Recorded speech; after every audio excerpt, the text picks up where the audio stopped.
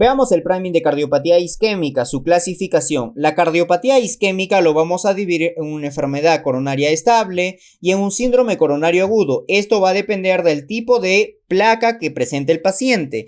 Por ejemplo, puede tener una placa estable o puede tener una placa inestable.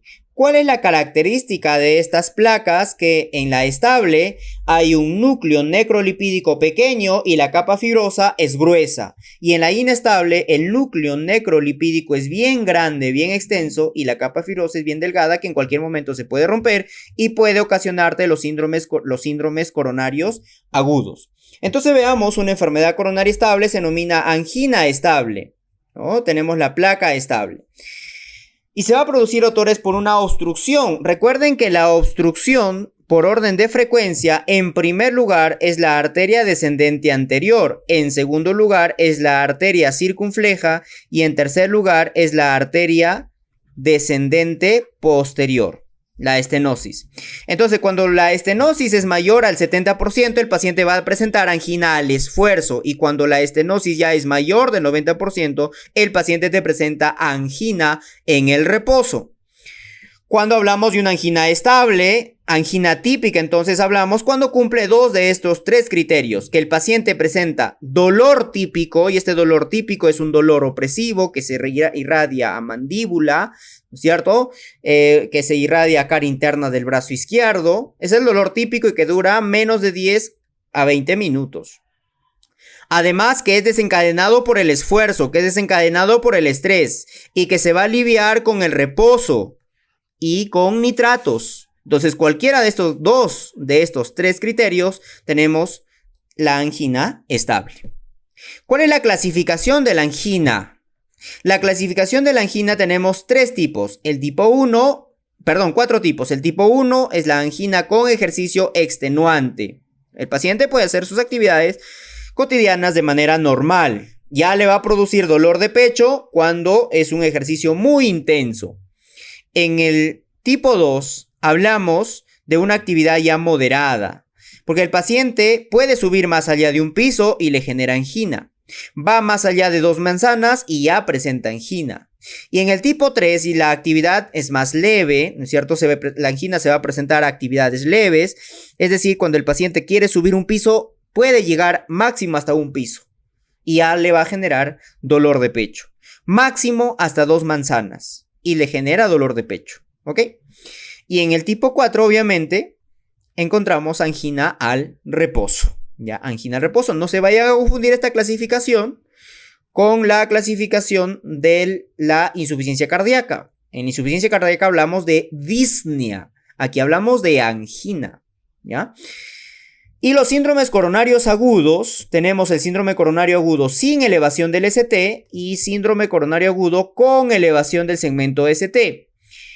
El sin elevación del ST se va a producir porque el trombo no ocluye completamente la luz, ¿ok? No lo va a ocluir completamente la luz, mientras que el síndrome coronario agudo con elevación del segmento ST lo ocluye completamente la luz. Por eso también se denomina transmural, porque va a comprometer a toda la pared del ventrículo, ¿ok? Entonces, cuando tenemos un síndrome coronario agudo sin elevación del ST, vamos a pedirle troponinas al paciente. Le pedimos troponina al paciente y la troponina te sale normal, eso es una angina inestable.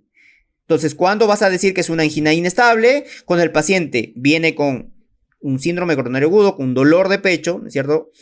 Le pide su EKG, no tiene elevación del ST, le pide sus troponinas y sus troponinas te salieron normales. Esa es una angina inestable.